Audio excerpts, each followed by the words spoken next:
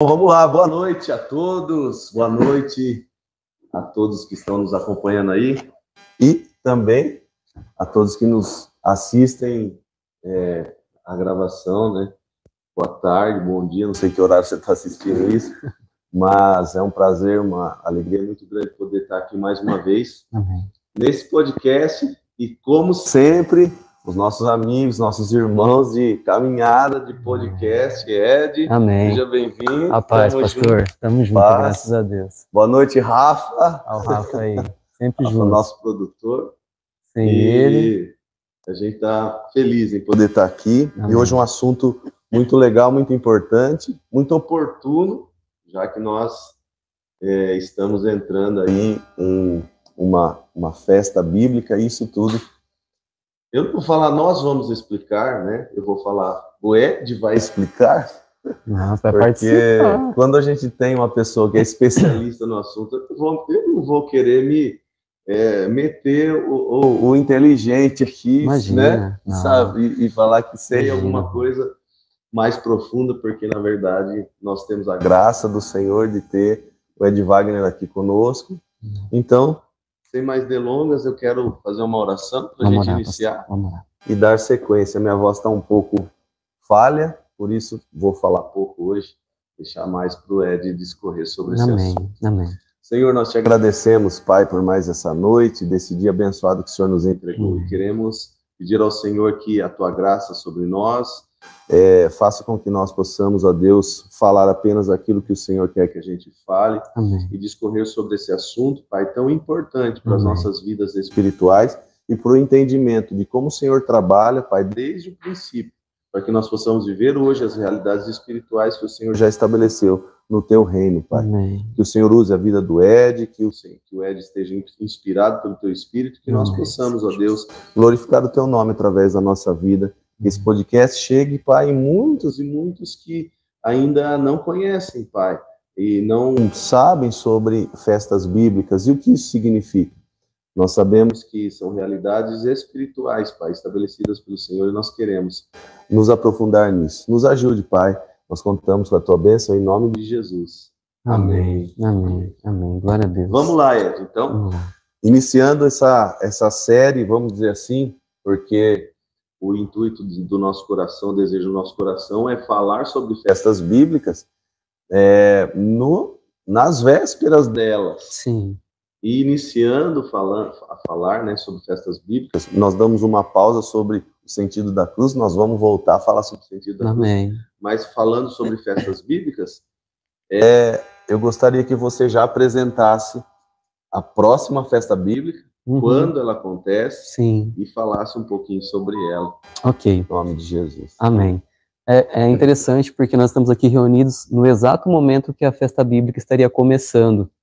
No pôr do sol de hoje, no nosso calendário gregoriano, né, está começando a festa de Yom Teruah, que é a festa das trombetas.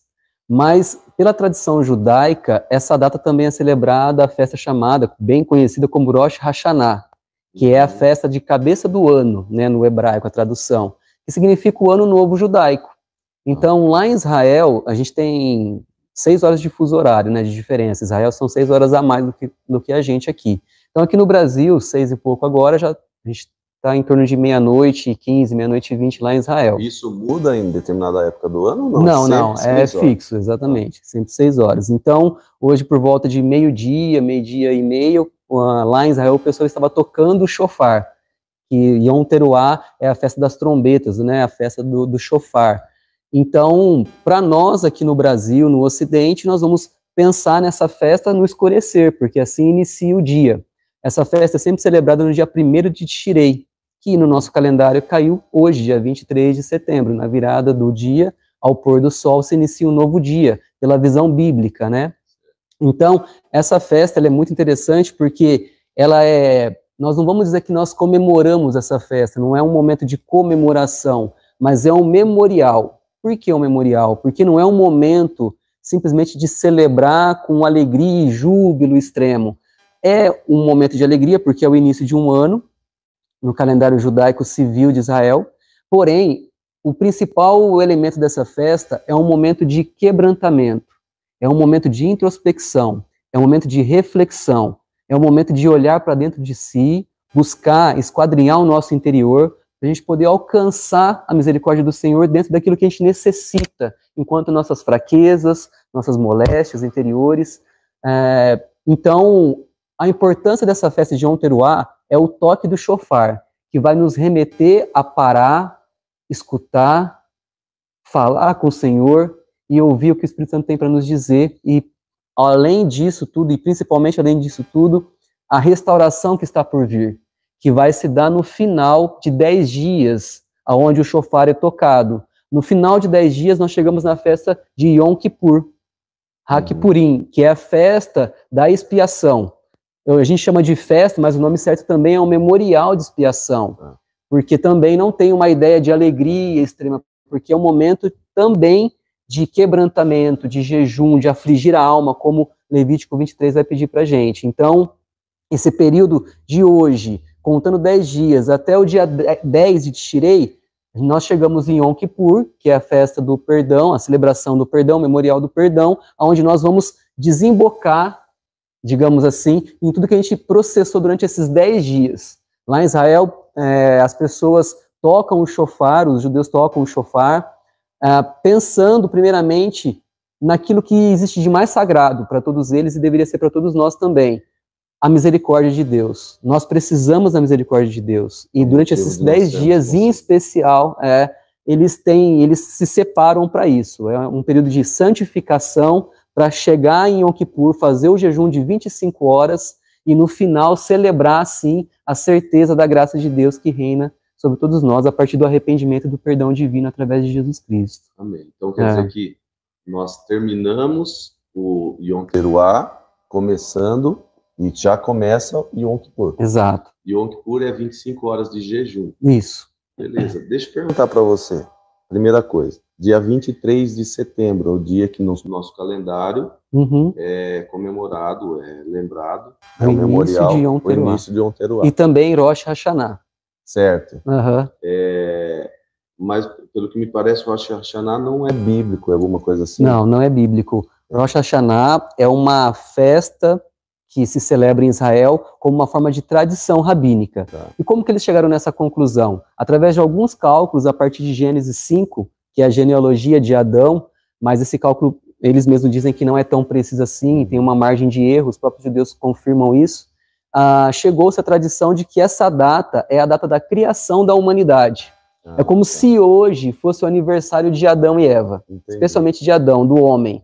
Né? Então, baseado nessa tradição, eles introduziram a ideia da criação do homem, o 6º dia da criação, que foi quando o homem foi criado, como uma celebração de aniversário. Então, hoje seria o início da criação do homem, da humanidade. Então, por isso que iniciaria um novo ano.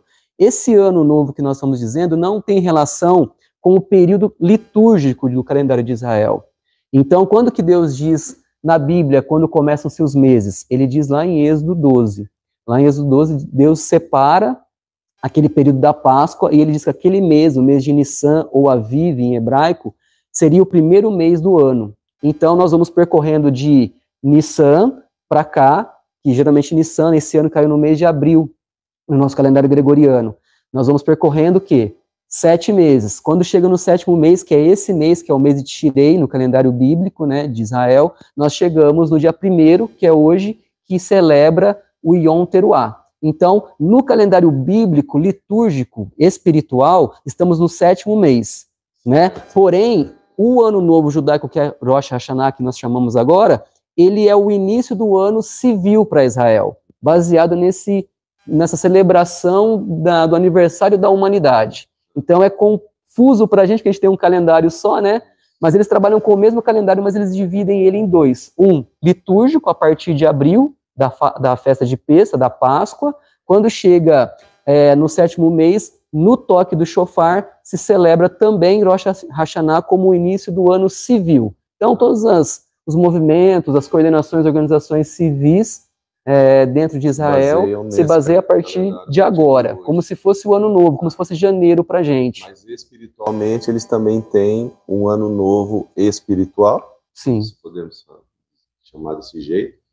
Começa lá, aproximadamente abril para nós aqui. Sim, sim. A minha pergunta é, todos os anos Yom Teruah cai no dia 23 de setembro? Não, né? Não, por quê? Porque em Israel é diferente da gente aqui. Em Israel, sempre no dia 1º de Tishrei vai ser a festa de Yom Teruah. Porém, é um calendário que ele é fixo, mensal, dia 1º de Tishrei é fixo, e pode cair em qualquer dia da semana, mas essa data é fixa, né? Então, isso varia, tem alterações de ano para ano. Tem ano, por exemplo, que a Pêssah, que começa em abril, às vezes ela cai em março no nosso calendário. Sim. Então, a gente não consegue estabelecer uma data fixa em termos de semana, mas em termos de mês, dentro do calendário bíblico, nós temos essa data fixa, que em compatibilidade com o nosso calendário vai oscilar. A Páscoa, por exemplo, cai em março, abril. Tishrei, que é agora o 7º mês, pode cair finalzinho de setembro, comecinho de outubro, né? Às vezes depende. Entendi. Tá? E enquanto você estava falando sobre o que significa, né, esse memorial Yom Teruah, e falando que é um memorial, um momento que o Senhor chama para a gente fazer uma inflexão, né, para fazer uma reflexão, sim, olhar para dentro e tal. Eu me lembrei que deixa eu me compor aqui para eu não, porque eu fico muito emocionado com isso, porque o Senhor me entregou uma palavra ontem. Amém. E eu preguei essa palavra ontem, mas eu não sei se você já passou por essa experiência. Eu estava entregando uma palavra sem entender muito bem o que o Senhor estava fazendo. Sim. E agora você falando sobre isso, eu entendo que espiritualmente já havia uma movimentação apontando para esse dia, para essa data, para esse momento. Porque a gente sabe que, e a gente sempre fala sobre isso, nós não somos judeus, sim, porém nós entendemos que o Senhor estabeleceu esse calendário e é bíblico, nós somos bíblicos. Sim, amém. Então nós entendemos que há sim uma realidade espiritual, há um portal, como eu sempre falo, né, um portal espiritual, sim, e algo no mundo do espírito sendo liberado sobre as nossas vidas, sim, e o próprio Espírito de Deus move as nossas vidas, exato, e as nossas ações, apontando para aquilo que ele está fazendo. Para alinhar, né? A gente nem está percebendo o que está acontecendo. Não, eu não sabia. Eu sempre soube de Yom Teruah, já estudei sobre Yom Teruah, mas cai no esquecimento. Se a gente não fica sempre relembrando isso, e em nome de Jesus nós vamos manter essa data, essa questão do calendário, porque eu acredito ser muito importante, espiritualmente falando, mas o próprio Espírito de Deus move, né? E ontem a palavra que o Senhor entregou para nós foi uma palavra realmente de nós refletirmos, né? Sim. Eu falei sobre Juízes 9, falando sobre Abimeleque, que ele faz toda uma manipulação para ocupar um lugar que já seria dele, mas ele não queria dividir com seus irmãos. Sim, e o egoísmo, o orgulho, fez com que ele matasse os seus irmãos. Então, se a gente não faz essa inflexão, se a gente não faz essa reflexão, se a gente não se quebranta e não se humilha diante do Senhor, a gente acaba matando os nossos irmãos. Verdade, de diversas formas. De diversas formas. Né? Pode não ser literalmente, mas pode ser com palavras, com rejeição, com exclusão, com desprezo, com tantas coisas que a gente acaba fazendo para os nossos irmãos. Até fiz uma comparação com Caim e Abel, que foi o que a gente conversou nos últimos podcasts. Então, assim, é maravilhosa a forma que Deus trabalha. Né? É maravilhosa a forma que Deus trabalha. E agora eu estou entendendo tudo que o Senhor fez ontem. Então, sou muito grato ao Senhor por tudo.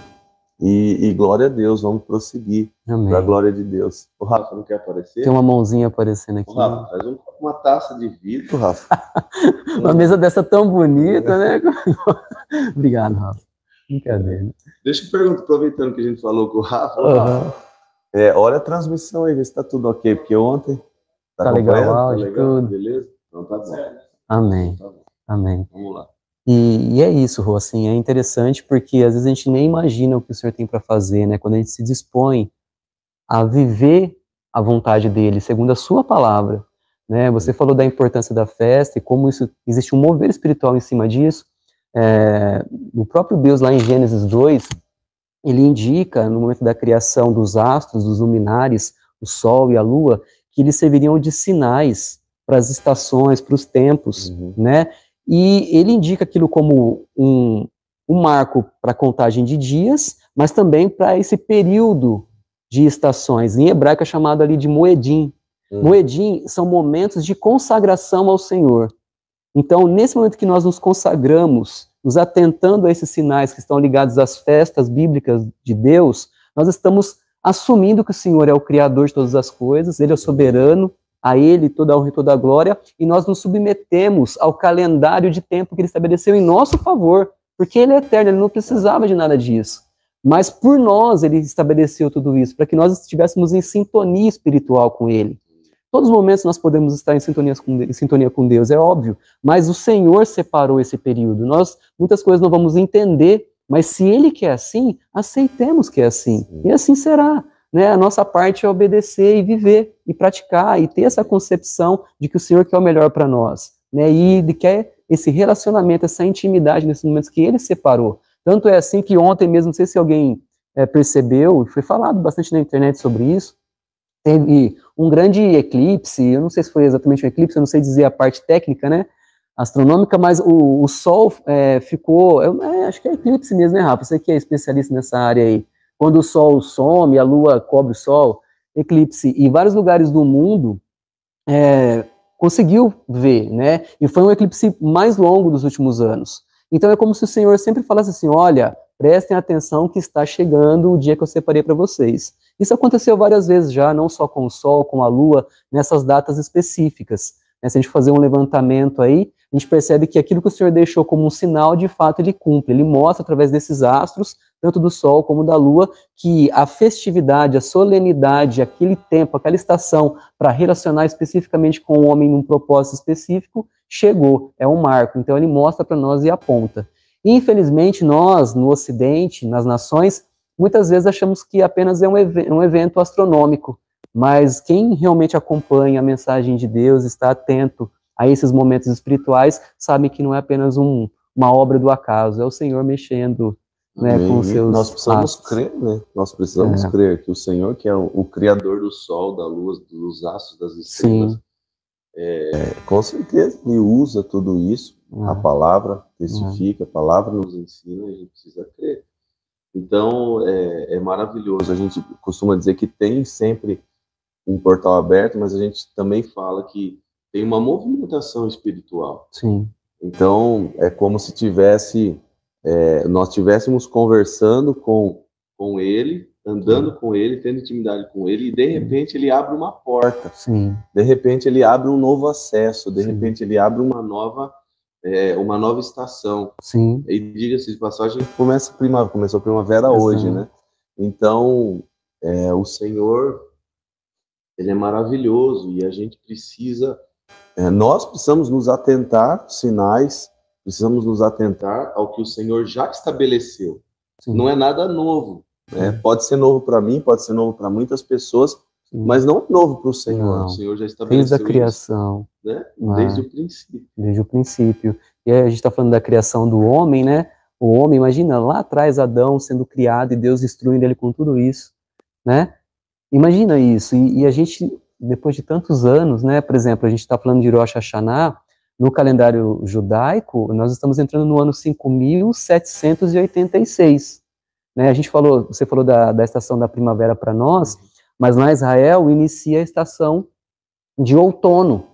Nós chamamos de festas de outono. Então, as festas de outono, que é nesse segundo semestre, engloba Yom Teruah, que é a festa das trombetas, iniciando hoje, Yom Kippur, daqui 10 dias, e depois de mais 5 dias, no dia 15 de Tishrei, é a festa de tabernáculos.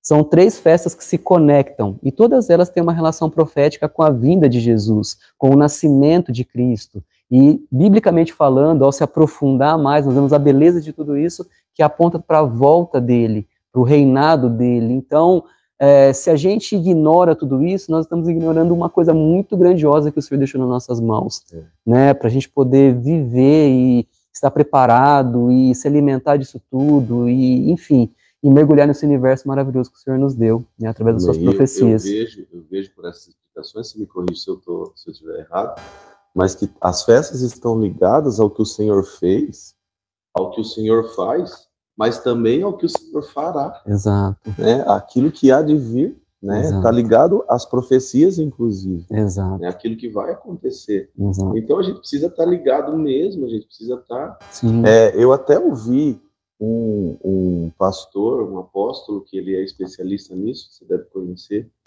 e ele fala que para cada estação, para cada tempo determinado pelo Senhor, tem uma chave em determinada área da nossa vida. Uhum. Então, tal tempo, tal época é a época que para você fazer negócios, por exemplo. Sim. Né? Então, você vai fazer bons negócios e tal.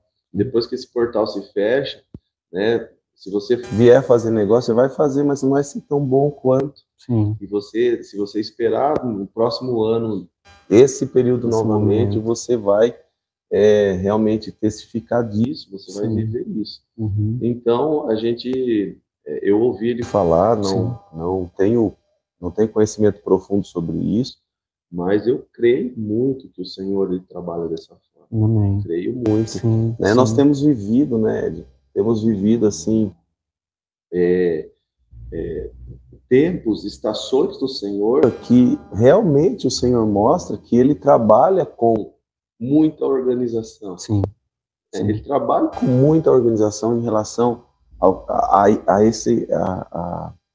em relação aos tempos mesmos, né? Então, falando de festas, são marcos que o Senhor deixa, né? Exato, exato. São marcos de tempos que o Senhor deixa.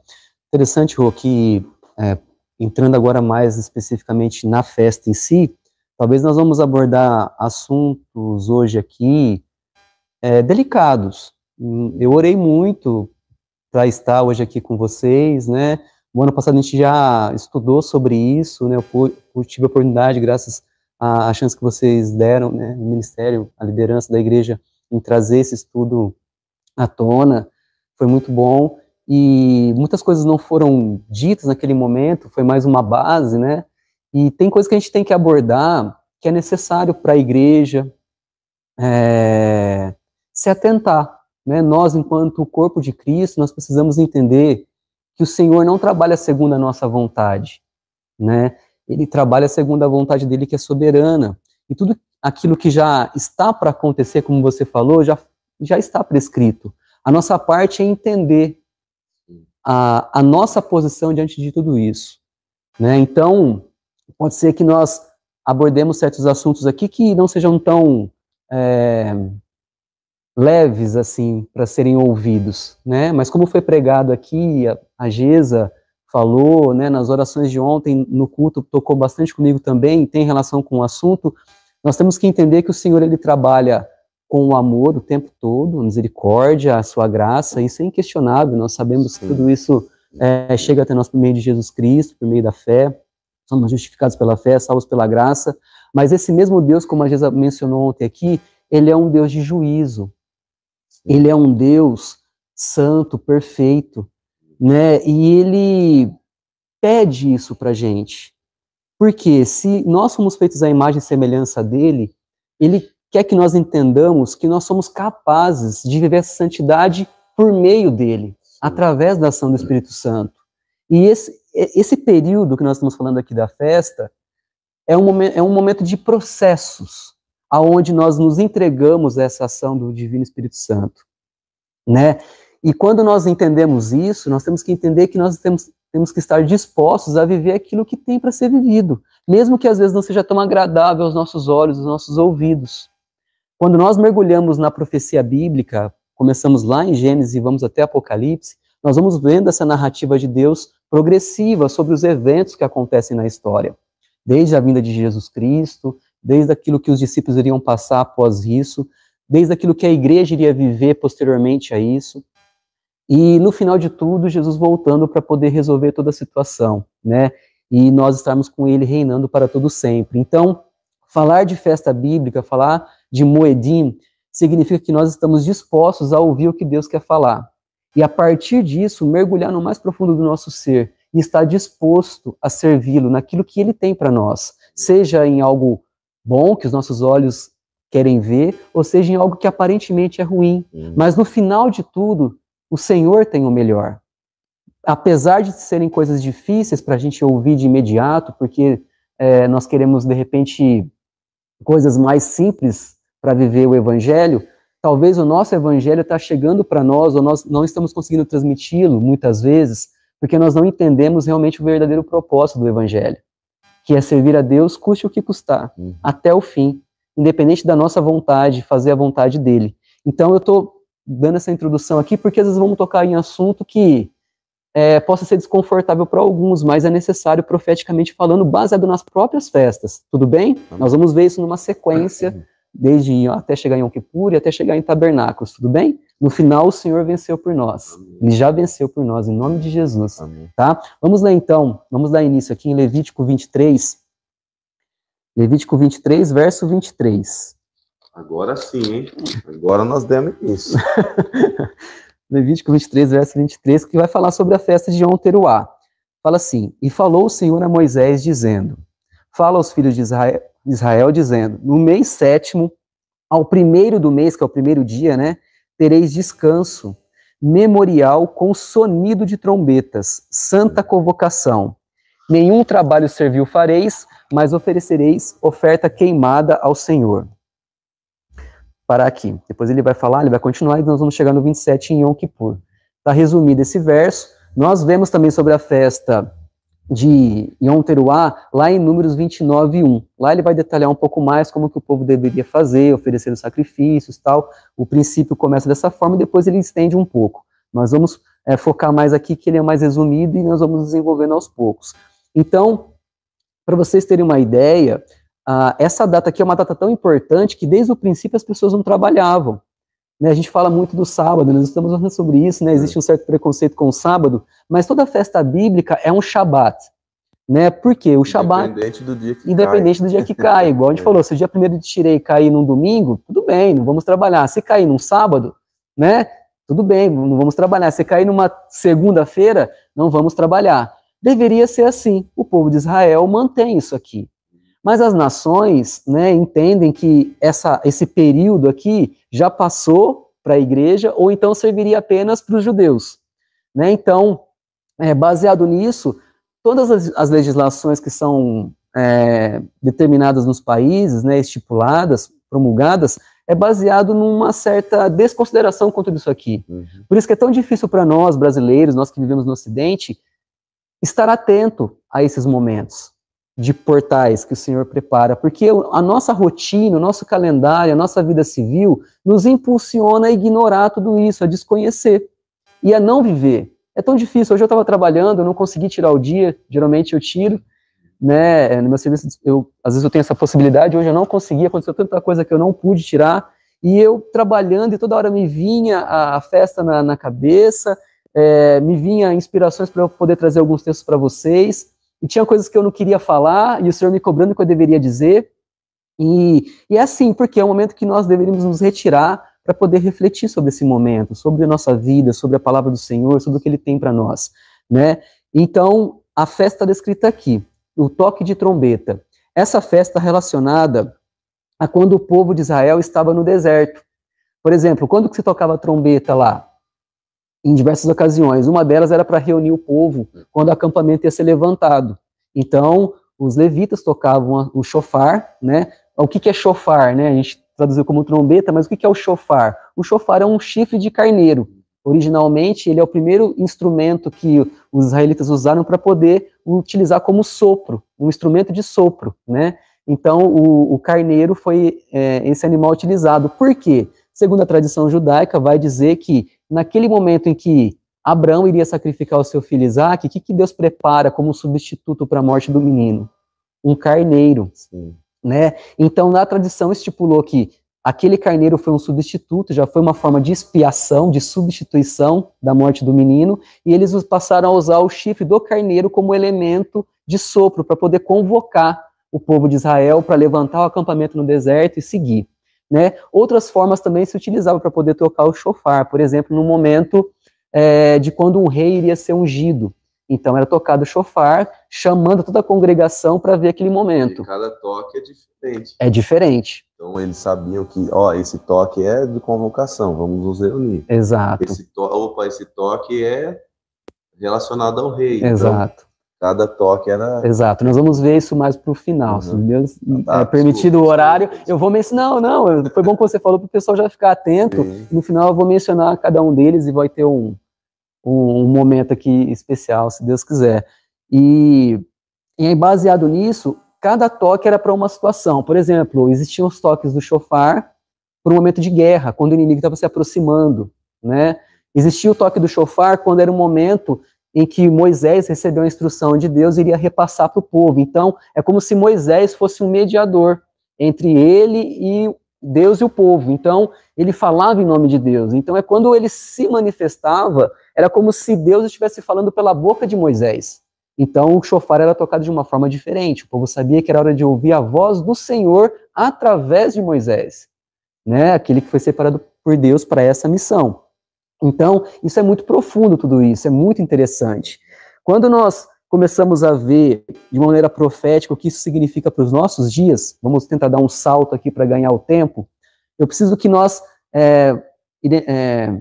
vamos começar a falar um pouco mais profundo sobre isso, profeticamente. Vamos ver Sofonias, no capítulo 1, no verso 14. E agora, hein? Sofonias é depois de Abacuque, eu já deixei meio que separadinho para ganhar tempo aqui. Achou? Especialista. Quando a gente ensina aquela musiquinha, sabe? Gênesis, você não esquece. Exato. Sofonias 1,14, nós vamos ler, mas só para você entender, Rô, qual o significado dessa festa para o povo judeu? E que deveria também estar na nossa mente, nosso aprendizado a partir de agora. Esses dias que eu falei de introspecção, de reflexão, é conhecido em Israel como Yamim Noraim, os dias temíveis, ou dias de juízo. O povo de Israel, eles entendem que essas trombetas que são tocadas desde antigamente e até os dias atuais e o que tem por vir, era como se são como um período de reflexão, de busca de arrependimento, para receber o perdão divino no final. Porque no final de tudo existirá um juízo, aonde alguns sofrerão a condenação eterna e outros a salvação eterna. E muitos judeus estabelecem esse marco baseando-se também naquele encontro que Moisés teve com Deus, lá no Monte Sinai, aonde o povo praticou a idolatria do bezerro, e Deus disse que ia fulminar o povo, efeitos especiais na tradução, e ia fulminar o povo. O que Moisés faz? Intercede pelo povo. Tudo isso tem um significado espiritual. Moisés intercede pelo povo e ele fala, se for para o Senhor destruir o povo aqui no deserto, que o Senhor tire o meu nome do seu livro.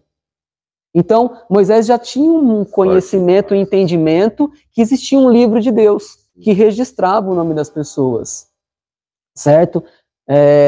E aí Deus fala o que para Moisés? Olha, eu não vou destruir qualquer um, eu só vou matar, estou falando com as minhas palavras para poder ganhar tempo, sim, eu vou matar, destruir aqueles que pecarem contra mim. Então Deus deixa claro ali para Moisés que, em tese, todos nós temos o livro de Deus escrito com os nossos nomes lá. Só que existe possibilidade desses nomes serem retirados de lá, através daquele que permanece no pecado. Nós somos tementes a Deus e temos a fé em Cristo. Nós temos a convicção que o sangue de Cristo nos purifica de todo mal, de todo pecado. Amém?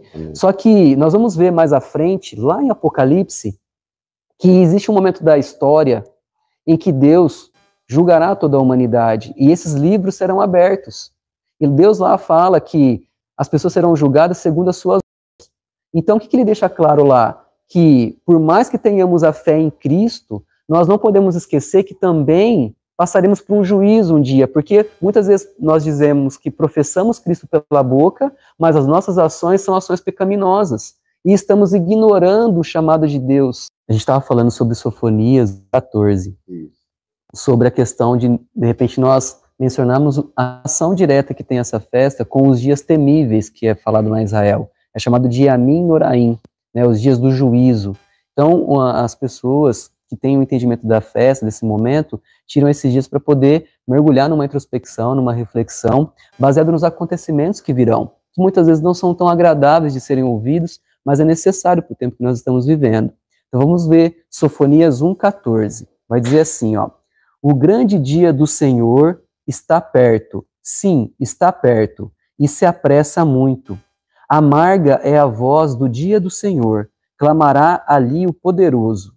Aquele dia será um dia de indignação, dia de tribulação e de angústia, dia de alvoroço e de assolação, dia de trevas e de escuridão, dia de nuvens e de densas trevas, dia de trombeta e de alarido contra as cidades fortificadas e contra as torres altas. Vou parar aqui. Ele continua ali o texto, vai falar mais coisas, mas tudo isso tem uma relação com o dia do Senhor. A Bíblia, em diversos textos do Antigo Testamento e do Novo também, vão falar da volta de Jesus como o dia do Senhor. Como que Deus se manifesta na face da terra?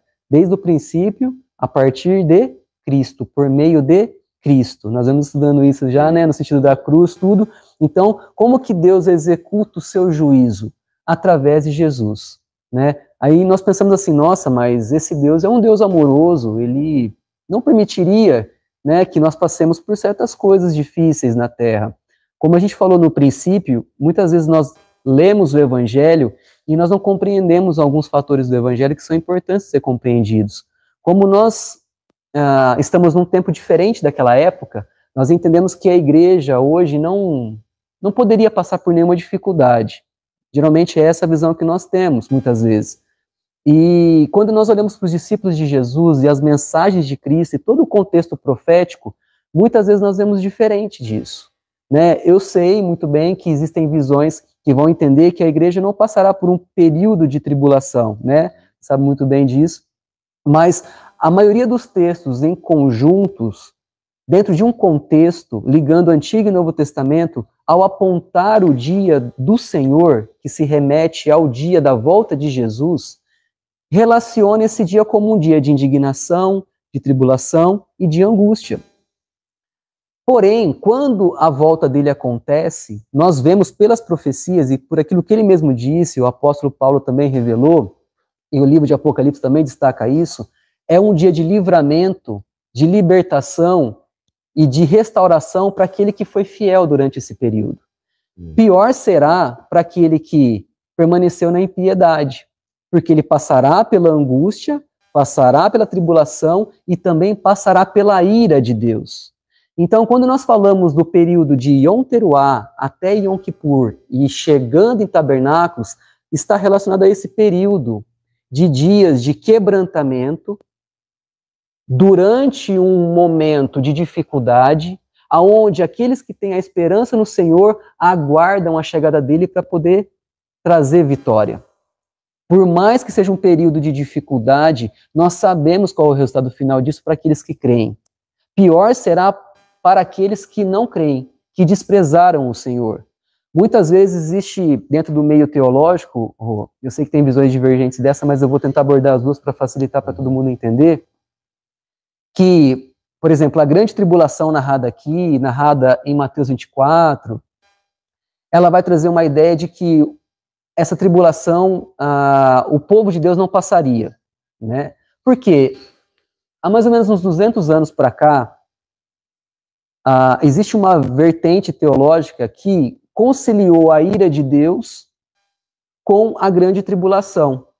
E quando nós vamos estudar a profecia a fundo, dentro desse contexto, nós vamos ver nitidamente, especialmente pelo livro de Apocalipse, que a grande tribulação é um período em que o povo de Deus está sofrendo uma tribulação causada pelos ímpios, causada por uma figura que está exercendo um papel maligno aqui na Terra, certo? E todo um sistema que o acompanha, né? Eu estou falando sobre isso aqui porque ontem a Geisa mencionou a Babilônia, né? Nós fomos na conferência, foi mencionada a Babilônia, tudo isso tem relação com a Babilônia, com o sistema do maligno que já atua, não é que ele vai chegar, ele já atua no meio de nós.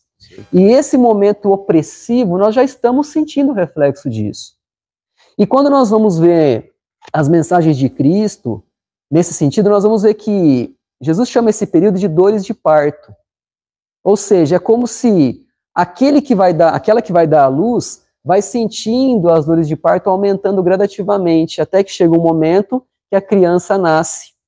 E aí é um momento de alegria. Até chegar aquele momento do parto, é angústia, tristeza, sofrimento, mas a mãe tem a convicção que ela vai conseguir superar aquele momento, porque no final a alegria vai ser muito maior. Sim, é esse ensino que Jesus traz. Esquece das dores. Exato, né, de tão especial que é aquele momento. Então, essa visão teológica conciliou as duas coisas. Entendem que a grande tribulação exercida, eu vou citar aqui, para as pessoas às vezes não têm tanto contato, mas eu vou falar do anticristo, do sistema do anticristo, que é aquilo que é contra Jesus, né, contra Deus. A ira de Deus estaria conectada a isso. É como se fosse uma coisa só. Se o anticristo e o sistema dele persegue o povo de Deus, isso já seria a ira de Deus. Entende? Sim. Porém, Paulo vai nos ensinar que o povo de Deus não está destinado à ira de Deus. E aí, como conciliar essas duas coisas? Isso está lá em Tessalonicenses, né? No capítulo 5. Quando nós vamos estudando as profecias e desenvolvendo para Apocalipse, tudo está ligado às trombetas, tá? Nós vamos chegar lá.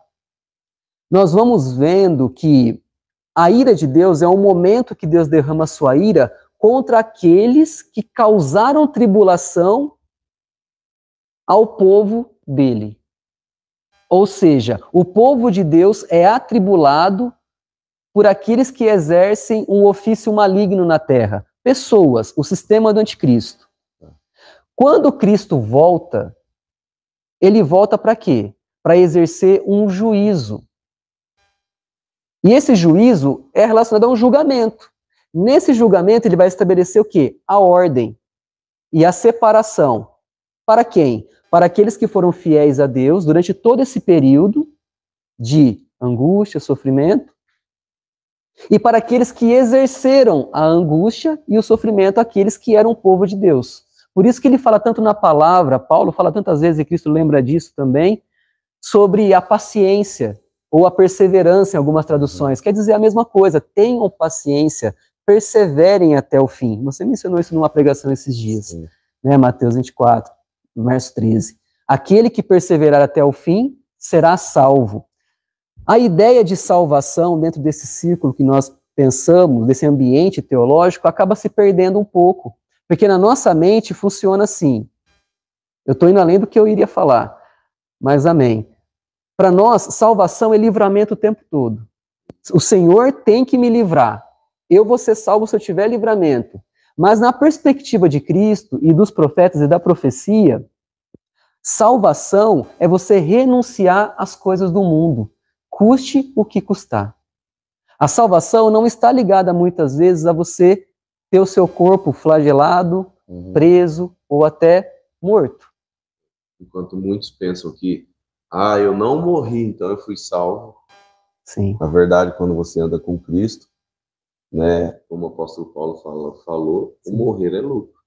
Então a gente entende que a salvação nesse ponto não é estar isento de sofrimento ou de morte, né, no ápice do sofrimento, mas é inclusive morrer.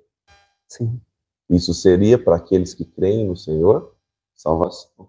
Exato, exato. Jesus nos alerta sobre isso lá em Mateus 28, no verso 19. Desculpa, Mateus 10, versículo 19, se não me engano. Ele fala assim: aquele que amar a sua vida mais do que a mim, a perdê-la-á. E aquele que amar a mim mais do que a sua vida, a ganhará. Em algumas traduções eu estou falando mais simples para as pessoas entenderem. Então assim, se você está amando a sua vida, provavelmente você vai perdê-la. Mas que estranho. Se eu amo a minha vida, como é que eu estou perdendo a minha vida? Amar a vida, Jesus está dizendo ali, está dizendo o seguinte sentido: se você permitir que o maligno toque em você e você se envolver com as coisas do mundo, naquilo que ele propõe para você, você pode até receber um livramento, porque você está amando muito mais a sua vida do que a Deus. E aí o fato de permanecer vivo não quer dizer que você de fato encontrou a vida. Só que se você perder a vida por amor a ele, de fato você a encontrará. Ele está trazendo uma perspectiva de futuro. Ou seja,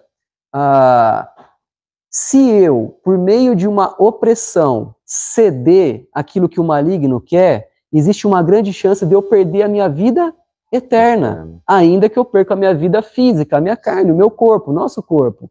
Mas se eu, por fidelidade ao Senhor, renunciar a mim mesmo e estar disposto a morrer, dar o testemunho, martíria, né, que é, na tradução ficou testemunho, em favor de Cristo, por amor a Deus, no final de tudo, eu ganharei a verdadeira vida, que é a vida eterna. Né? Então, baseado nisso, vamos ler um texto agora, lá em Tessalonicenses, né, um texto tão falado entre as divisões que tem teológicas entre a tribulação ou não tribulação da igreja, né, se ela passaria ou não, é 1 Tessalonicenses capítulo 4, no verso 16. Vamos lá.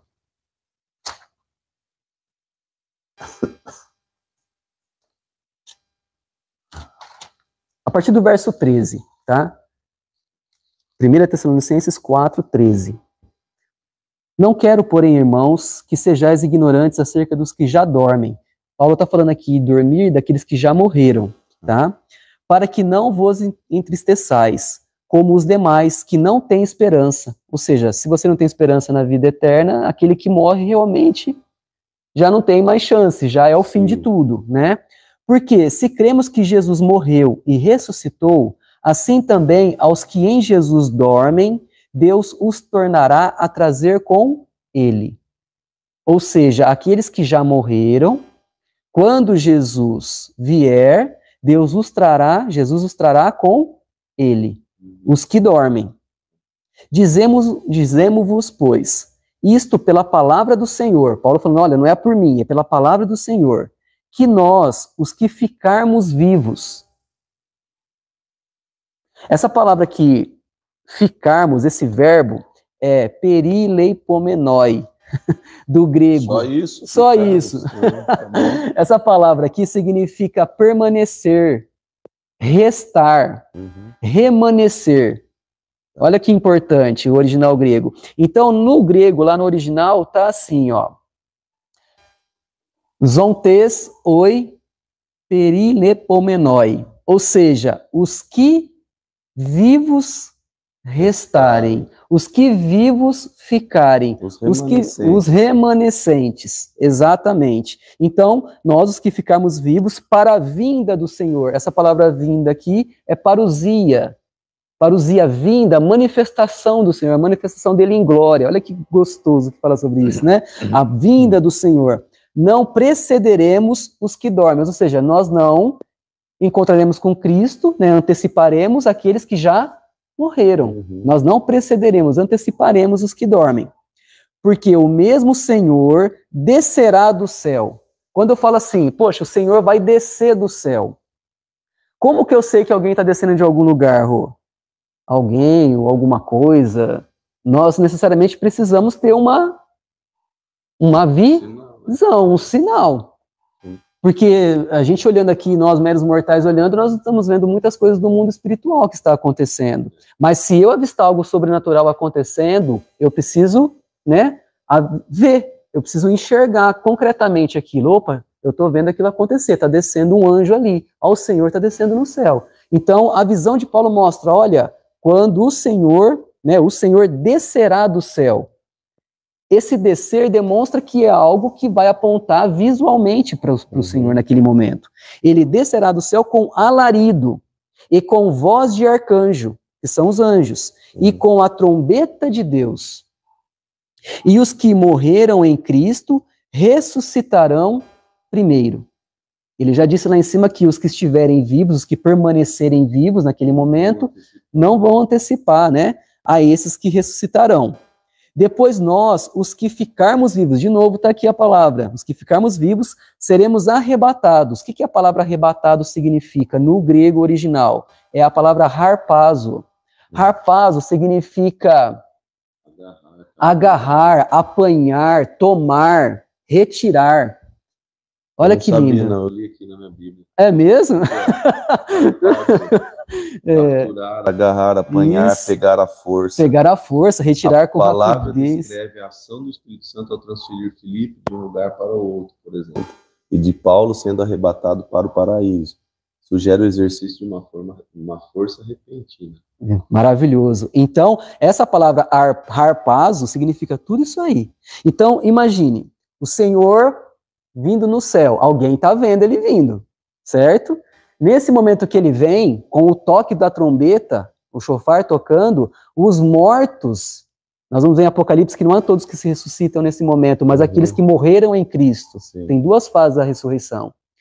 Aqueles que morreram em Cristo ressuscitam primeiro, e os que permanecerem vivos. Essa indicação desse verbo que eu falei, perilepomenoi, que permanece, que resta, dá uma indicação daquilo que Jesus alertou lá em Mateus 24, a partir do verso 29. Por isso, tanta confusão em muitas coisas quando fala sobre isso. Dá uma indicação que existe um grupo de pessoas, dentro desse grupo, desse universo, um contingente de pessoas permaneceu vivo porque um outro grupo, infelizmente, padeceu. Uns permaneceram, outros não.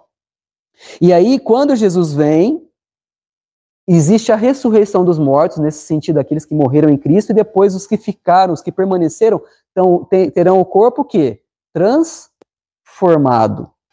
Aonde que eu sei isso? Lá em 1 Coríntios, que complementa esse texto aqui, 1 Coríntios 15, 51. Pelo nosso tempo, não é um estudo de 2 horas que a gente faz aqui, não dá para a gente entrar em todos os textos e ler. Mas lá Paulo vai dizer o seguinte, que no toque...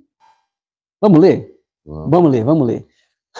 1 Coríntios, capítulo 15, verso 51. Vamos lá. Verso 51. Eis aqui vos digo um mistério, Paulo dizendo. Na verdade, nem todos dormiremos, ou seja, nem todos morreremos, mas todos seremos transformados. Num momento, num abrir e fechar de olhos. Ante a última trombeta, tá vendo que tudo tem relação com trombeta aqui? Ante a última trombeta, porque a trombeta soará e os mortos ressuscitarão incorruptíveis e nós seremos transformados. Ele está relacionando aquele texto de Tessalonicenses com esse aqui, ou vice-versa. Ele está falando do mesmo assunto. Só que às vezes a ideia é que essa ideia de abrir e fechar os olhos e teremos o corpo transformado remete àquela ideia que nós temos tão famosa nos filmes, nos livros, do arrebatamento secreto. Né? Então, o que é a ideia que se trouxe, principalmente norte-americana, para os outros países? Que esse abrir e fechar de olhos é como se nós estivéssemos aqui e um grupo some e o outro grupo fica. Só que, na verdade, essa mensagem que Paulo está dizendo é o seguinte, olha, nem todos nós dormiremos. Isso é um mistério que muitos não sabiam. O que ele quer dizer com isso? Muitos restarão vivos. Certo? Só que esses que vão restar terão o corpo transformado. Ou seja, é uma transformação semelhante àqueles que já morreram e que terão o corpo também transformado. Em que momento? No momento da ressurreição. Por isso que ele conecta a ressurreição dos mortos com a transformação do corpo daqueles que restaram.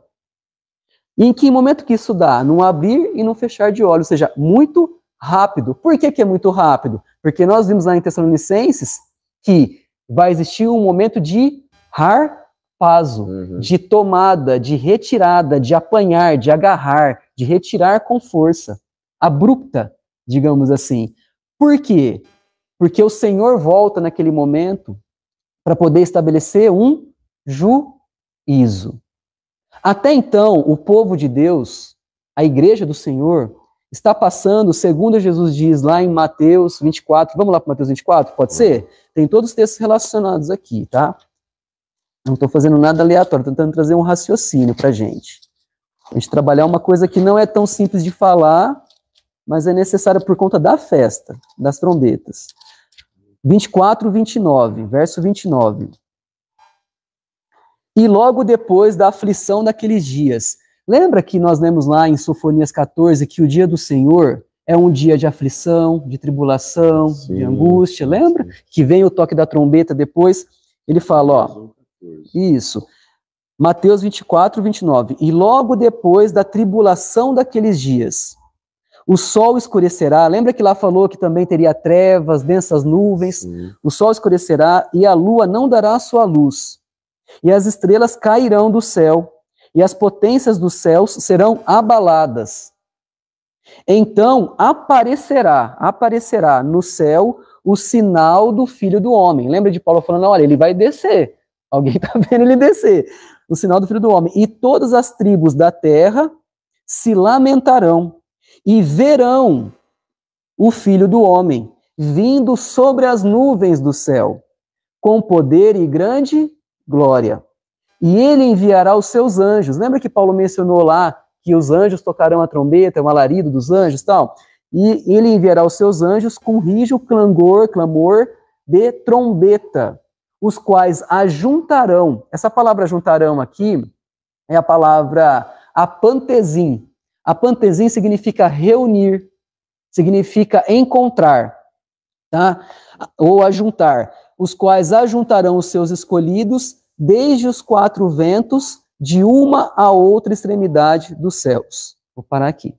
Então, por exemplo, numa visão mais, vamos falar assim, de uma visão dispensacionalista que a gente fala, onde existe uma defesa de que a igreja não passaria por essa tribulação que Jesus menciona aqui, e Sofonias também, dentre outros textos bíblicos, existe uma ideia de que a igreja seria tomada antes desse momento, certo? Porque eles vão defender que esse momento de Mateus 24 é um momento que os judeus, o povo de Israel, vai viver. E em que momento que a igreja é arrebatada, então? Eles vão trazer uma relação do arrebatamento da igreja com o texto que nós lemos agora há pouco lá, de 1 Tessalonicenses 4,16, aonde seria esse arrebatamento secreto, que Cristo não se manifesta visivelmente, é uma coisa repentina, rápida, como se fosse um estralar de dedos, um piscar de olhos e todo mundo sumiria, ninguém viria Jesus. Só que quando nós vamos para o texto de Tessalonicenses e vamos vendo os detalhes e o original do grego, como a gente fez, nós vamos ver que ele está relatando a mesma coisa. A diferença é que em Mateus 24, Jesus não está trazendo uma abordagem sobre a ressurreição. Nós não vamos encontrar a ressurreição aqui, mas a palavra ajuntarão ou reunirão é a mesma expressão que nós vemos lá, que Jesus, nós nos reuniremos com o Senhor nos ares, é a mesma expressão, apantezim. Então, o evento é o mesmo, ou seja, como que se dará a reunião com Deus, apantezim? Como que nós vamos nos reunir com Cristo? Nos ares, no toque da trombeta, após esse momento de dificuldade, como Sofonias narrou, certo? E o que seria o harpazo, o arrebatamento tão falado? Ele é um outro evento, como dizem? Quando nós vamos ver o original, nós entendemos o quê? Que o harpazo é simplesmente o modo que isso vai se dar, a forma. Então, vai existir uma reunião com o Senhor nos ares? Sim, como Mateus narrou, como Coríntios narrou, como Tessalonicenses narrou. De que maneira? De maneira o quê? Abrupta. Ou seja, nós nos ajuntaremos com o Senhor, nós seremos o quê? Retirados, nós seremos capturados, tomados. Então, essa reunião se dá por meio de uma captura, de um tomar com força. Então, atraiu-se uma ideia de que Tessalonicenses 4,16 seria um evento distinto, apenas para a igreja. E esse evento da igreja de Tessalonicenses seria muito anterior, 7 anos antes, desse evento de Mateus 24, que seria apenas para os judeus que passariam pela tribulação narrada em Sofonias e que Jesus narra aqui anteriormente do anticristo. Eu sei que existem duas vertentes que às vezes não se acertam em relação a isso, mas por que eu estou falando tudo isso, Rô? Porque nós estamos tentando entender a festa dentro de um contexto mais original possível, conectando as profecias. Sim. Então, quando nós estudamos profecia bíblica, as festas são profecias, eu começo a estudar o texto sem esse viés de interpretações teológicas, vamos falar assim. É claro que tudo é teologia, tudo é estudo de Deus, mas eu tento me desfazer de certos preconceitos que muitas vezes dominam o meu imaginário, baseado numa ideia de livramento repentino. E quando eu vou para os textos e vou conectando o original com o sentido da festa em si, e vários outros textos que nós poderíamos ler aqui, mas o tempo não permite, nós vamos vendo que o Senhor nos alerta para isso. Por isso que ele fala, olha, aquele que perseverar até o fim será salvo, com aquela proposta que nós vemos agora. Olha, não permita que o inimigo destrua a alma de vocês do inferno. Ele fala sobre isso em Mateus, né? Então, estou falando tudo isso por quê? Porque esses textos todos estão ligados a Apocalipse. Podemos ver um texto em Apocalipse? Que vamos continuar falando de trombeta. Eu não sei quanto tempo a gente tem, mas... Vamos lá, quanto tempo a gente tem lá? 19h20? É o último, tá? Já finalizando. Vamos lá. Vamos pro final. Deu uma pausa aí, né? Travou. Você tem seu compromisso. Vamos lá. Amém.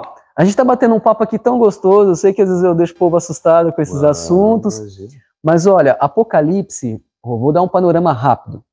Apocalipse ele é dividido em 3 estações. Ele é narrado em 7 selos, a partir do capítulo 5 de Apocalipse. Depois ele é narrado a partir de 7 trombetas, a partir do capítulo 8, no verso 6. Depois ele é narrado em 7 taças, ou 7 cálices, a partir do verso 16 de Apocalipse para frente. Quando eu começo a entender Apocalipse a fundo, e a gente tenta estudar Apocalipse há muitos anos, por conta das festas, isso me atraiu a conhecer profecia bíblica cada vez mais.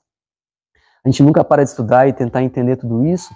Nós vamos vendo que, quando nós chegamos na primeira trombeta tocada, que é lá no capítulo 8, no verso 6, nós vamos ver que vários outros eventos já aconteceram antes disso. E essa tribulação que nós vemos lá em Sofonias, que vemos lá em Mateus 24, ela já ocorreu quando chega na primeira trombeta tocada. Quando eu estudo o capítulo 5, 6 e 7 de Apocalipse, eu vou ver uma multidão que já passou por esse momento. E essas pessoas são vistas por João diante do altar de Deus. E elas lavaram as suas vestes no sangue do Cordeiro. E elas permaneceram fiéis naquele momento. Por isso que elas estão recebendo o seu galardão naquela hora. Certo? Essa visão de João é anterior ao toque da primeira trombeta. Isso acontece entre o 5º e o 6º selo, que são anteriores ao toque das trombetas de Deus. Certo? Que é a partir do capítulo 8. Então, por que eu estou falando tudo isso, dando esse panorama geral? Porque quando eu vou estudando tudo isso, vai chegar o momento que eu vou chegar no toque da 7ª trombeta. Lembra que Paulo falou que no toque da última trombeta, os corpos seriam transformados, aqueles que permaneceram vivos? Para Paulo, naquele momento da vida dele, ele não tinha noção do que ele estava dizendo exatamente, porque provavelmente, a gente não pode dizer com afirmação isso, mas provavelmente ele não tinha ainda a mesma visão que João teve aqui em Apocalipse, como os outros discípulos não. Ele apenas recebeu a revelação que no toque da última trombeta aquilo ia acontecer. E quando a gente vai para Apocalipse, a gente vê que Deus vai detalhando aqueles momentos que Jesus narrou em Mateus 24, que Paulo citou em Coríntios 15, 51 e em diante, que Paulo citou em Tessalonicenses 4, tanto na primeira carta como na segunda carta de Tessalonicenses. Então eu queria chamar a gente para poder estudar e ler agora, por conta do tempo, vamos avançar aqui, Apocalipse, no capítulo 11, verso 15. Por que eu estou falando de Apocalipse 11, verso 15? Porque as trombetas são tocadas a partir do capítulo 8, do verso 6, e ela vem tocando e vai acontecendo várias coisas durante esse momento, certo? Quando eu chego no capítulo 11, verso 15, assim vai dizer, ó, e o 7º anjo tocou a sua trombeta, ou seja, são 7 trombetas, eu estou dando um resumo aqui. Quando chega nesse momento, o anjo toca a 7ª trombeta, ela é a última dentro daquela ordem cronológica. E houve no céu grandes vozes que diziam, os reinos do mundo vieram a ser de nosso Senhor e do seu Cristo, e ele reinará para todo o sempre, relação com o reinado.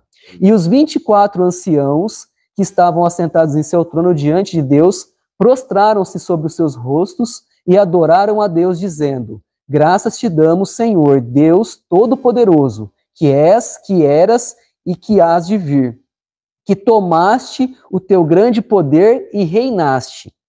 E iraram-se as nações, ou seja, as nações iraram, e veio a tua ira. Tá vendo? A ira de Deus chegou e veio a tua ira. e o tempo dos mortos,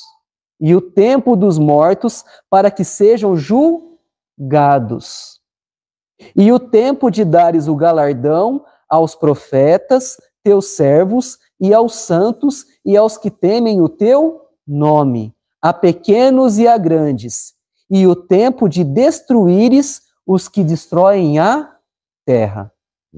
E abriu-se no céu o templo de Deus, e a arca da sua aliança foi vista no seu templo, e houve relâmpagos, vozes e trovões e terremotos e grande saraiva.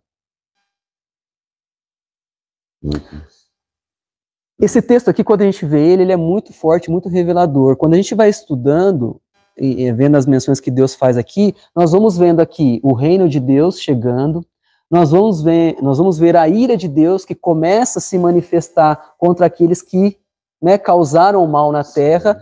Nós vamos ver aqui um julgamento dos mortos, lembra da ressurreição lá? Nós vamos ver o galardão que vai chegar para os vivos, aqueles que são santos, servos, profetas, ou seja, aqueles que foram fiéis e perseverantes e tiveram o quê? Uma paciência durante o que eles tinham que viver aqui. Então esse texto aqui, ele é um resumo claro, direto e objetivo de tudo aquilo que a gente leu até agora. Por isso que eu tive que fazer toda essa relação para eu chegar em Apocalipse. Quando eu continuo lendo os textos aqui, eu vou vendo várias coisas, e quando eu chego no capítulo 16, nós vamos ver que começa o derramar das taças da ira de Deus. Certo? Eu não vou ler tudo, Rô, porque as pessoas ficam assustadas com tudo isso. Da mesma forma que eu não li as trombetas, eu fui direto, de forma objetiva, em cada texto, eu não vou ler as taças nesse momento. Mas o que é importante nós entendermos dentro de um resumo por conta do horário? Que o povo de Deus, nós, a Igreja do Senhor, temos que entender que existe algo muito especial nas nossas mãos. Muito especial. Tudo aquilo que está narrado nos profetas, tudo aquilo que Jesus deixou, que os discípulos deixaram para nós, tudo aquilo que está revelado em Apocalipse, é uma honra que nós estamos vivendo muitas coisas hoje parecidas com as coisas que estão narradas lá nos sinais que Jesus deixou. E parece que muitos do que viveram lá atrás tinham o sonho de viver o que nós vivemos, ainda que aquilo fosse custar muitas coisas para eles, ainda que aquilo fosse custar tribulação, angústia, sofrimento, provavelmente morte, porque para eles entenderam o propósito do Evangelho. Eles entenderam que morrer por Cristo, como você falou, como Paulo entendeu, é lucro. E que no final de todas as coisas, Jesus voltará para fazer justiça. Quando nós vamos lá para João, capítulo 6, eu vou ler João 6, capítulo 6, verso 39.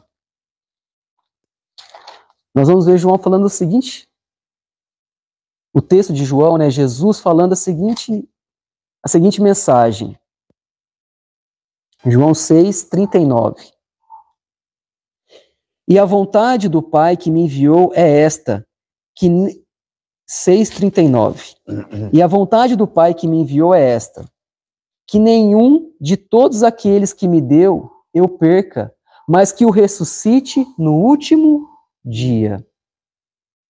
Porquanto a vontade daquele que me enviou é esta, que todo aquele que vê o Filho e crê nele tenha a vida eterna, e eu o ressuscitarei no último dia.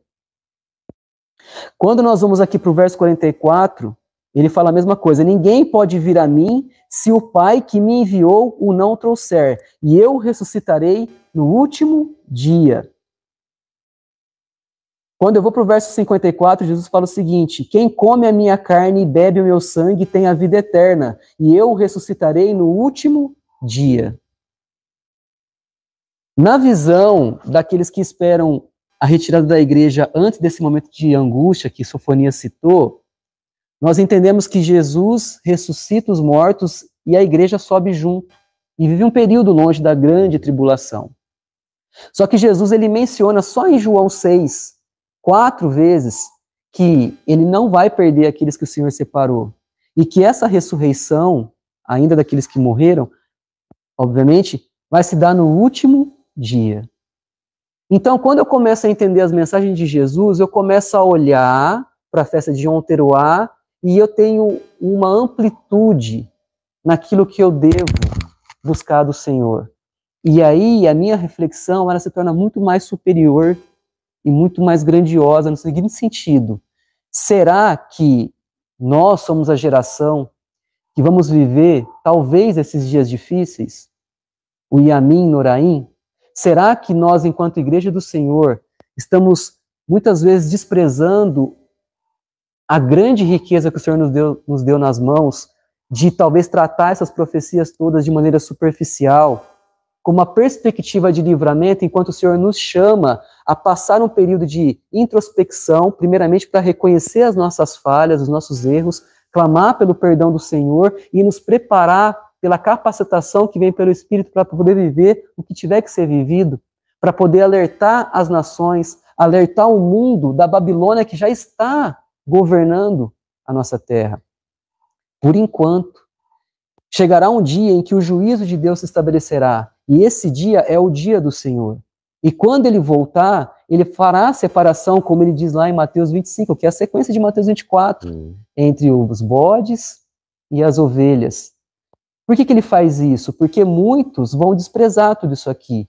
E a minha tristeza muitas vezes é ver tantas discussões que existem dentro do próprio meio cristão, tantas divisões que existem por causa desse assunto, dentro de divisões teológicas, interpretativas, e às vezes a gente não tem coragem de olhar para aquilo que Jesus falou, e às vezes renunciar a algumas coisas que nós queremos para poder satisfazer a nossa própria vontade.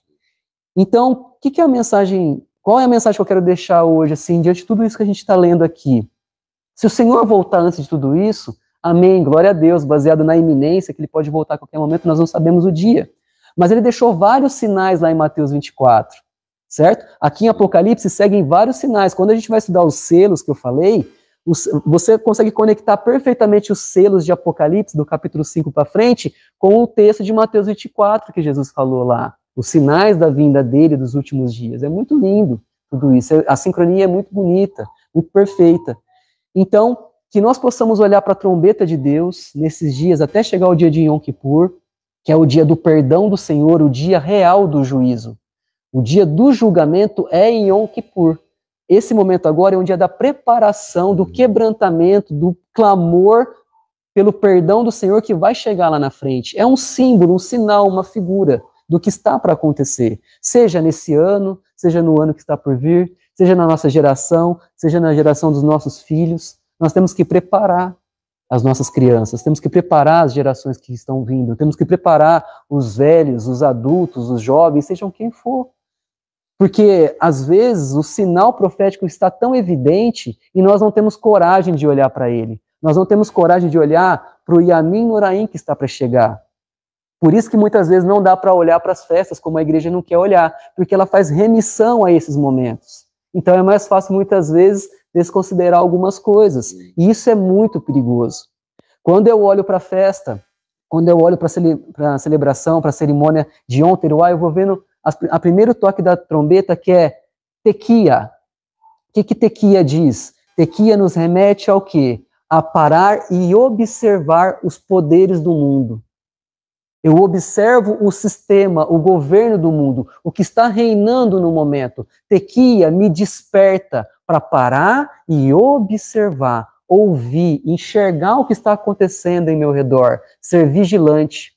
A segunda trombeta é Shevarim, que me chama a olhar para dentro de mim, olhar o reino que está dentro de mim, quem é o Senhor que me domina, o que eu preciso do mais profundo da minha alma, me render ao Senhor e buscar o arrependimento mais genuíno possível da minha alma, para que lá no toque de Teruah, que é o terceiro, eu receba o perdão do Senhor. Qual que é a garantia do meu perdão? É o último toque da trombeta, que é o Tequia Gedolá, que é o toque da redenção. É o toque da purificação, é o toque da vitória, é o toque da mudança de reinado. É onde o reino de Apocalipse 11:15 está narrado. Eis que o rei vem, e ele não tardará. Essa é a mensagem de Apocalipse. Maranata, eu vim com a camisa Maranata, a hora vem, Senhor Jesus. Então, tudo isso que a gente está falando aqui é muito profundo e está tudo sincronizado com as festas bíblicas. Na sequência dos estudos, nós vamos estudar Yom Kippur com mais profundidade, com mais detalhes, em Levítico 25, que é o ano do jubileu, enfim, não vou dar um spoiler aqui, e vamos chegar em Tabernáculos. Quando chegar em Tabernáculos, tudo isso que a gente falou hoje aqui vai fazer um sentido muito mais profundo, tá? Eu peço perdão a todos por eu ter falado tanto hoje, quase que o Rô não falou, mas poupei a voz dele também. Mas essa base foi necessária, mesmo diante de tanta divergência teológica sobre o assunto, foi necessária para a gente poder chegar na festa de tabernáculos e compreender a dimensão disso. Os textos vão se sincronizar perfeitamente, né? E aí cabe a nós, enquanto povo de Deus, estar disposto a ser igreja de fato, ou muitas vezes não, né? É isso que o Senhor vai julgar e analisar naquele dia, né? Amém. Amém. Amém. Glória a Deus. Tem a trombeta aí, Rafa? Fazendo um favor? Já vai finalizar, porque senão a gente vai dormir aqui, né? Do início, Deixa eu ver. Acho que vai demorar um pouquinho, eu vou passando um pouquinho para frente aqui. Isso. Tá no último aqui?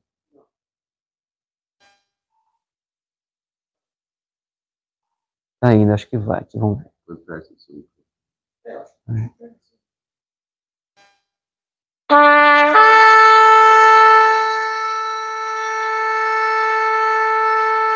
Esse é o toque tequia. Parar e observar o que está em nossa volta.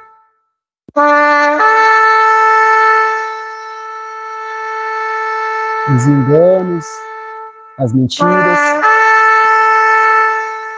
o sistema do mundo que tenta nos corromper.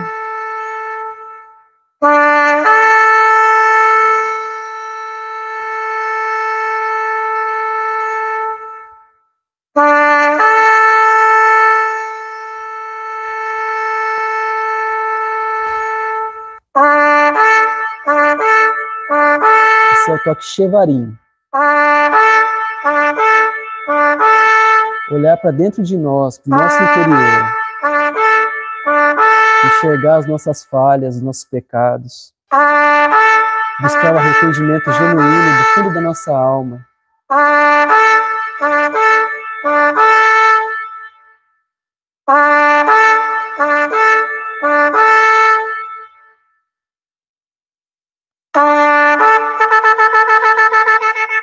Isso é clamor pelo perdão, que o Senhor nos perdoe de toda a maldade que nós vivemos, que nós praticamos, a não observar a sua palavra, a desprezar as suas leis, seus mandamentos, as suas profecias, a desprezar o sangue de Cristo muitas vezes. Que Ele nos perdoe, que Ele tenha misericórdia e compaixão da nossa vida.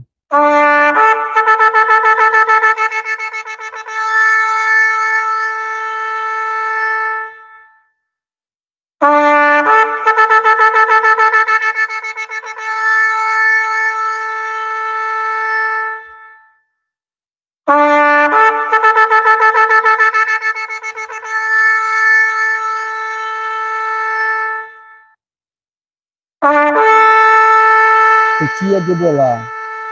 A vitória vem quando o Senhor se manifestar nos céus. O reino do Senhor vem com nosso Senhor Jesus Cristo. A vitória já é certa, pelo sangue do Cordeiro. Eis que Ele vem, e não tardará. Esse é o toque da vitória, do reinado que se estabelecerá na terra, por meio do seu Filho. O nosso Salvador e Redentor, Yeshua HaMashiach, Jesus Cristo, nosso Senhor e Salvador.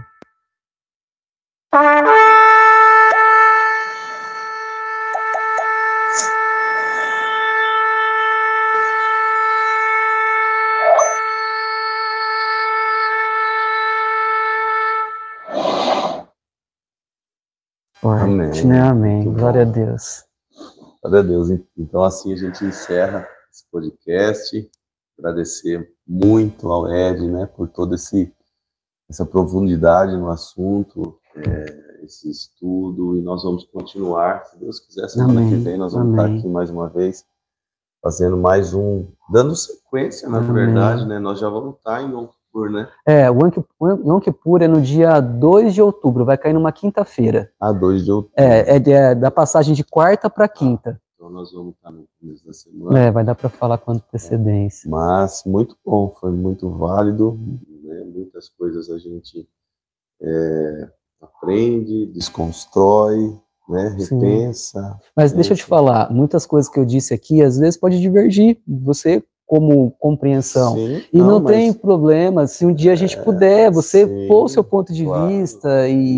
A questão não é essa, a questão é que muitas vezes a teologia e o que a gente absorve da teologia fala muito mais do que a gente quer que aconteça do que realmente está nas Escrituras. Então a gente precisa ter essa sensibilidade e ter essa facilidade de ouvir a voz do Senhor e ver realmente o que o Senhor já estabeleceu. Se aprofundar, né, Rô? Até porque o que a gente sabe é que o Senhor vai voltar. Sim, isso é fato. A gente sabe isso que o é o principal. Voltar, isso é o principal. A gente vê que realmente tem. É muito mais confortável falar que eu não vou passar pela tribulação. Sim, não é. E se teologicamente eu tenho uma convicção de que eu não vou passar, tudo bem. Só que muitas pessoas, elas querem optar por isso sem ter um estudo teológico e sem saber o que estão falando. Sim. E aí falam por quê? Porque tem um besouro aqui. E aí falam por quê? Porque é mais conveniente, é mais cômodo. Sim. Né? Sim. Então a gente não quer que isso seja uma verdade. Nós queremos que a verdade seja, ela prevaleça. E é maravilhoso a gente poder... Porque assim, se eu ensinar, o José está com 1 ano e meio, se eu ensinar para o José que essa cor não é cinza, ela é amarela, cor de ouro, sim, ele vai crescer com essa ideia de que isso aqui é amarelo, cor de ouro. Sim. E as pessoas vão falar e falar, não, meu pai falou que é amarelo. Não, José, isso é cinza, não, é amarelo. Então, até que prove o contrário. Então, às vezes a gente não tem essa predisposição em fazer comparativos ou ver outras cosmovisões em relação a um determinado assunto. Sim. Então a gente aprende de uma forma, a gente acredita naquela forma, a gente continua com aquela forma e não quer mudar aquela forma. Por quê? Porque sempre vai ser mais cômodo mudar. É claro, tudo que eu falei aqui por mais que seja muita coisa, é resumido, né? Tem todo um contexto histórico que a gente poderia trazer sobre essas visões diferentes, tudo, mas não é o momento para isso. Então eu tentei me basear nos textos bíblicos, pra gente. Porque o foco é a trombeta, a festa da trombeta, e o que é a festa da trombeta, nós tivemos aqui uma aula e o entendimento de que realmente a gente precisa agora... Quanto é importante, né? Quanto é importante. Tá vendo? Tanto texto tão significativo. Olhar para nós, olhar para dentro, entender o que precisa ser mudado. Amém. E talvez convicções teológicas precisam ser mudadas. Sim, a gente vai se reconstruindo todos os dias. E por que não? E a gente vai, assim, crescendo no Senhor. É um convite para todos se aprofundarem cada vez mais na palavra. Mergulhem mesmo na palavra. Também que esse mergulhar e se aprofundar é uma preparação para esse período de sofrimento. É uma preparação, porque se nós não estivermos preparados no Senhor, desculpa a minha voz, mas se nós não estivermos preparados espiritualmente, nós não vamos suportar. Então, nós precisamos nos preparar espiritualmente. Porque às vezes a gente está se irritando com coisa tão pequena e de repente vem uma perseguição à igreja, como que a gente vai se comportar? Nós precisamos realmente nos aprofundar e fortalecer o nosso espírito na palavra do Senhor, para que tudo que nós precisamos passar com o Senhor, a gente passe, confiando que Ele é aquele que nos sustenta em todas as coisas. E nós vamos perseverar, né? Hebreus 10:36, inclusive, fala: necessitais de perseverança para que depois de teres feito a vontade de Deus, possais alcançar a promessa. Não está falando de promessas, eu prometo que você vai ter uma casa. Não, ele está falando da volta de Cristo. O autor aos Hebreus está falando da volta de Jesus. É um assunto profundo, tudo isso que a gente está falando aqui. O tempo não permite, né? Eu sempre falo em questão do tempo, que a gente fica apertado com o tempo. tanta coisa para falar, mas essa ideia da igreja ser uma coisa diferente de Israel, infelizmente foi reconstruída para ter visões diferentes. Não, isso aqui é para eles, isso aqui é para nós. Então, e a igreja substitui Israel. Eu ouvi um teólogo falando e eu fiquei irado no meu espírito, porque estava tendo os ataques a Israel e ele foi às redes para falar que nós não tínhamos mais nada a ver com Israel. Assim, é uma visão bem comum, né, Rô? E eu falo isso porque se você realmente separa tudo, é mais fácil de criar uma outra visão, como a gente estava falando. Agora, se eu olho a Bíblia como uma coisa única, Israel, a igreja sendo uma coisa só, porque nós somos enxertados, Israel, como você já até pregou, a gente já deu isso daqui em Romanos 11, né? Fica fácil de entender. Só que às vezes eu tenho que desconstruir algumas coisas que eu já convivo com aquilo em termos de entendimento, né, teológico prévio. Então, às vezes as pessoas não querem nem ouvir esses assuntos. Já aconteceu a situação de eu falar sobre isso e parar no meio do caminho. As pessoas, não, para. Porque às vezes contraria o que ela já crê. Né? Eu, como vocês sabem da minha história católico, tantas coisas eu acreditava e eu não tive que reconstruir. E assim é todos os dias. Eu também tinha uma visão do arrebatamento a qualquer momento, muitas vezes não olhando com detalhes. Mas eu tive que reconstruir tudo isso. Quando eu comecei a estudar a Bíblia no original, quando eu comecei a estudar o hebraico, no Antigo Testamento, as festas, o grego do Novo Testamento, eu tive que desfazer de um monte de concepção que eu tinha. É dolorido? Claro que é. Mas eu preciso ser sincero com o Senhor, porque eu sei que Ele tem o melhor para nós, por pior que pareça para a gente por enquanto. O final sempre vai ser o melhor. Ele tem sempre o melhor. Amém. Amém? Ed, obrigado. Nada. Rafa, obrigado por esse Rafa. suporte, por esse socorro, apoio, né? Socorro extremamente indispensável, né? A presença do Rafa aí. A gente não conseguiu. A gente agradece. Agradecer a todos que nos acompanharam ao vivo, mas também a todos que estão nos assistindo e nos ouvindo no Spotify. Amém. E, querendo Deus, semana que vem nós estaremos juntos mais uma vez. Amém. Quem sabe a gente traga outras pessoas aqui para fazer participar, parte, ou alguém que venha me substituir, só para estar direcionando aí. A mesa aumentou, vocês viram que chique que tá a mesa maior, cabe mais gente, né? Eu quero só deixar aqui, hoje nós estamos no dia 22 de setembro, e dia 28 de setembro, domingo de manhã, nós teremos o culto de aniversário da igreja. A igreja completa 4 anos no dia 26, na sexta-feira.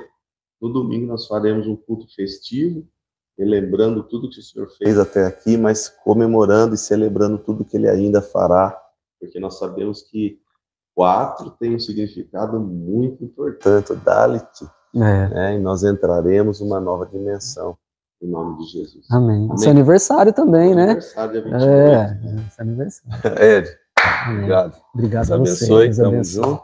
Deus abençoe a todos. Um forte abraço, até a próxima. Amém, em nome de Jesus. Agora, Rafa, é a hora que você aperta assim, ó. Concluir. Abraço. Amém, abraço a todos. Deus abençoe.